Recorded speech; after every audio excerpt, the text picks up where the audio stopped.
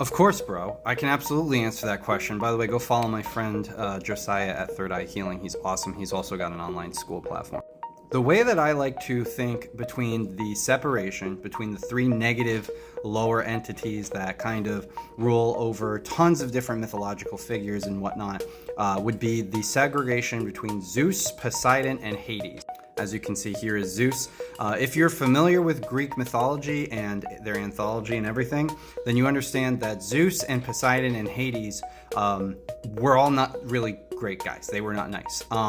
Everybody, of course, assumes that Hades might be the worst just because of the connotation of him being the Lord of the Underworld. But in reality, when you get into the sticks of it, this guy, Zeus, generally tends to do the most good and also the most evil out of all of the three. So it's quite simple. Zeus would be the demiurge in this case, Yaldabaoth. Often depicted as a cosmic being of light and darkness. He is, the lion-headed long serpentine dragon. There's actually a lot of symbology as to why he looks like this, depicted in a lot of Gnostic myths. But the demiurge would essentially be the false god, the lower entity that created humanity, and is a jealous and bitter god, just like Zeus. Next on the tier list would be Poseidon. He would be more of the Luciferian concept. Now, this guy goes around and basically grapes a bunch of women, and he is the king of the waters, the king of the sea. And because of that, the water is kind of like that middle space between life and death. It's like that middle barrier between all things. He holds the trident just like Lucifer. And in kind of a Promethean way, the waters above flowing to the waters below, with the cerebrospinal fluid going in between our spinal column and everything.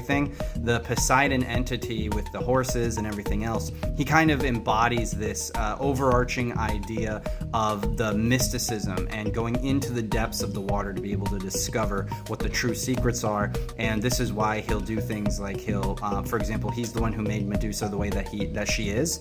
And then of course Medusa, if it wasn't for him creating the Medusa, then Perseus wouldn't have the positivity in his story. So I'm not condoning that, but it kind of plays into this whole Promethean energy of like delivering the light to the people in the darkness in really effed up ways.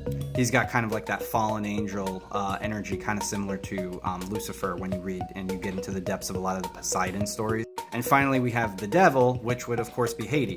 And Hades is the lord of the underworld. He's the king of all of the darkness and everything that's on the underbelly. And just like the devil, out of all three of them, he actually lacks the most amount of power, to tell you the truth. So if this was an interesting way of kind of seeing the cosmology and the mythology behind it, give me a follow, give me a like, and check out my online university. I got courses and books and a whole bunch of other stuff, but I'll see you in the next video.